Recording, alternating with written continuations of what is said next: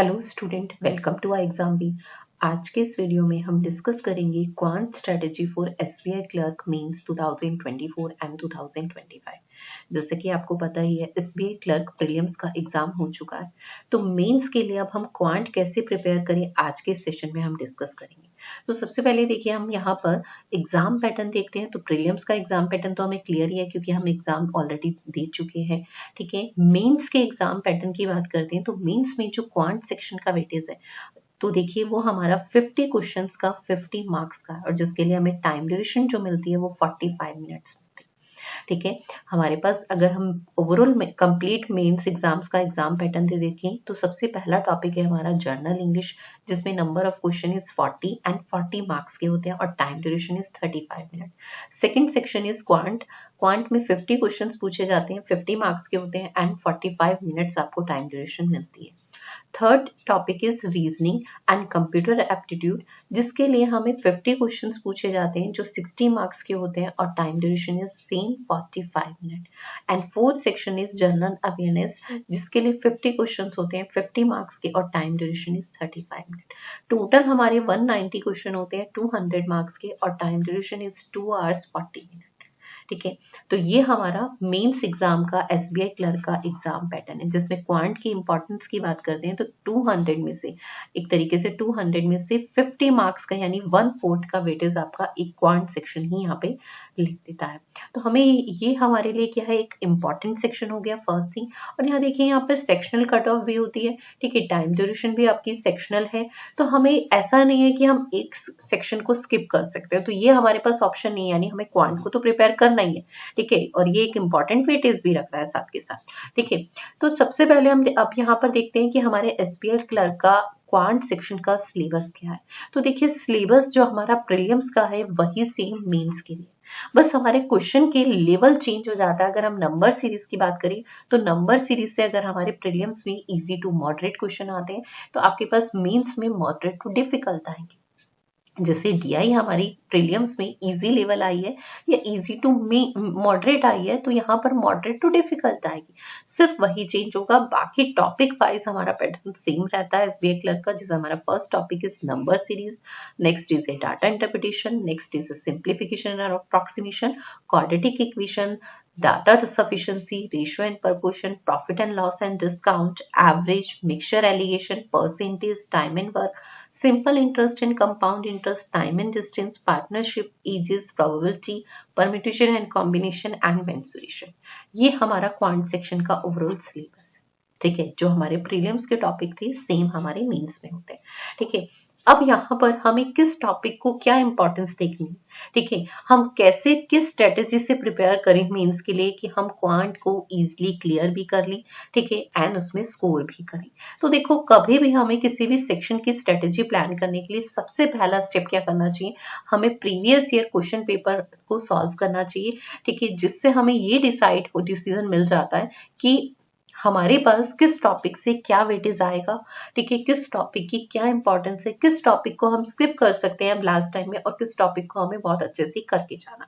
तो इसके लिए हम लास्ट एनालिसिस देखते हैं कुछ ईयर का, जिससे हमें ये क्लियर हो कि लास्ट 4 ईयर्स का यहाँ पे एनालिसिस लिया है, जिससे हमें ये क्लियर हो कि मेंस के लिए हमारे कौन से टॉपिक इंपॉर्टेंट है।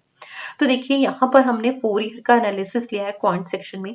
तो first topic is DI and caselet DI, जिससे अगर हम वेटेज की बात करते हैं 2020 से 2023 का, ठीक है, जो हमने यहाँ पे लिया, तो अगर इसमें देखें तो देखिए आपके पास जो वेटेज है, अगर हम इसे ओवरऑल देखें ना, तो ये 2023 एंड 24 है, क्योंकि अब जो हमारा एग्जाम हो रहा है 2024 का नोटिफिकेशन वाइज एंड एग्जाम 25 में हो रहा है। ठीक है, तो ये चीज हमें ध्यान रखनी है। तो ये अगर हम देखें तो ये नोटिफिकेशन 23 का है पर एग्जाम 24 में हुआ। ठीक है, आप एक ईयर इसे आगे लेके चलेंगे, ये नहीं सोचेंगे कि ये 2024 का नहीं है। एक्चुअल में अगर हम बात करें तो नोटिफिकेशन वाइज 2023 है पर एग्जाम इसका 24 में हुआ है। सिमिलर आपके जो नेक्स्ट इसका ईयर का डाटा दिया वो भी उसमें भी सेम है ऐसे। ठीक है, अब अगर हम देखें तो first topic is DI and caselet DI. इससे अगर हम वेटेज देखें तो मिनिमम वेटेज हमें यहाँ पर देखो 11 देखने के लिए मिलता है और मैक्सिमम 20, यानी 2 डीआई तो कंफर्म आएगी। और अगर केसलेट भी आती है तो कभी कभी ये भी हो सकता है कि मिनिमम 2 डीआई आएगी, 3 भी आ सकती है और प्लस एक केसलेट भी आ सकती है। ठीक है, जैसे आपने प्रीलिम्स में भी देखा है, कुछ शिफ्ट में क्या है आपके पास 3 DII और 1 केसलेट आई, किसी शिफ्ट में आपके पास 2 सिर्फ DII, केसलेट भी नहीं आया, तो ये हम डिसाइड नहीं कर सकते। तो मिनिमम क्राइटेरिया अगर मिनिमम वेटेज कहेंगे तो 11, यानी 2 आपके पास DI या केसलेट DI जो भी कॉम्बिनेशन रह सकता है, और maximum 4। Next is quantity comparison. देखिए मेंस में ना क्वांटिटी कंपैरिजन से एफडीआर क्वेश्चन देखने के लिए मिल रहा है, तो यानी हमें क्वांटिटी कंपैरिजन अगर देखें तो बेसिकली अर्थमेटिक का पार्ट है, पर यहाँ पर क्वेश्चन थोड़ा एक्चुअल में डिफिकल्ट हो जाता है क्योंकि एक क्वेश्चन की जगह हमें 2 क्वेश्चन सॉल्व करने पड़ते हैं। ठीक है, तो नेक्स्ट आपके पास क्वांटिटी कंपैरिजन से भी आपको 4 to 5 क्वेश्चंस का वेटेज मिल रहा है। And third topic is number series. Number series में भी देखिए minimum weightage is 2 and maximum is 5, तो ये भी एक इंपॉर्टेंट टॉपिक है। नेक्स्ट इज सिंप्लीफिकेशन अप्रॉक्सीमेशन से अगर हम लास्ट 4 इयर्स का डाटा लिया उसमें से 4 में से 3 इयर्स में हमारे पास क्वेश्चन पूछे गए हैं, एक 2020 में कोई क्वेश्चन नहीं आया था। नेक्स्ट है आपके पास क्वाड्रेटिक इक्वेशन। क्वाड्रेटिक इक्वेशन से अगर हम बात करें तो क्वाड्रेटिक इक्वेशन से 3 to 4 क्वेश्चंस का वेटेज आपका वेरी करता है। ठीक है, केसलेट DI अब हमने यहाँ पे अलग से भी लिया और इसके इंक्लूडेड पार्ट भी है। ठीक है, नेक्स्ट है आपके पास डाटा सफिशिएंसी। डाटा सफिशिएंसी से अगर हम बात करते हैं तो आपके 3 to मिनिमम क्वेश्चन 3 है और मैक्सिमम 6 है, यानी 3 to 5 का वेटेज हम कह सकते हैं। अर्थमेटिक की अगर हम बात करते हैं तो अर्थमेटिक का जो वेटेज है वो हमारा 12 to 15 है, और अगर हम मैक्सिमम देखें तो 25 और मिनिमम इज 12, तो ये वेरी कर सकता है। ठीक है, कि आपके पास 2020 में अगर हम देखें तो यहाँ पर अप्रोक्सीमेशन से क्वेश्चन नहीं पूछे गए, क्वाड्रेटिक से नहीं, तो यहाँ पर आपके पास अर्थमेटिक के क्वेश्चन ज्यादा पूछे गए। ठीक है, और रेस्ट ऑफ द ईयर में अगर हम कहें तो यहाँ पर अर्थमेटिक के क्वेश्चंस कम पूछे गए, रीजन क्योंकि सिंप्लीफिकेशन अप्रोक्सीमेशन से क्वेश्चन था, क्वाड्रेटिक इक्वेशन से था। तो यहाँ से हमें एक चीज ये क्लियर होती है कि कौन कौन से हमारे इंपॉर्टेंट टॉपिक है जिसे हम बिल्कुल स्किप नहीं कर सकते। First is a DI and caselet DI। Second is a quantity comparison, तो देखो अर्थमेटिक का ही पार्ट है। ठीक है, अगर हम बात करें next is a number series, quadratic equation, simplification and approximation. ठीक है, और डाटा सफिशिएंसी कहें, क्वांटिटी कंपैरिजन कहें, अर्थमेटिक कहें, ये तीनों अर्थमेटिक के पार्ट है।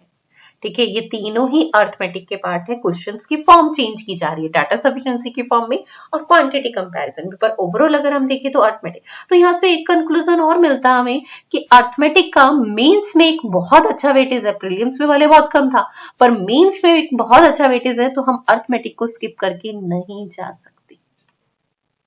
तो हमें यहाँ से ये चीज भी क्लियर होती है। ठीक है, तो इस तरीके से हमें टॉपिक वाइज प्रेफरेंस देनी है। ठीक है, DI और केसलेट DI की बहुत अच्छे से प्रैक्टिस करनी है, नंबर सीरीज की, क्वाड्रेटिक इक्वेशन की, ताकि हम मेंस एग्जाम में अच्छे से क्लियर भी करें और अच्छे से स्कोर भी करें। ठीक है, तो हमें एक स्ट्रेटेजी बनानी है और उस अकॉर्डिंग प्रिपेयर करना है। चलिए, थैंक यू सो मच।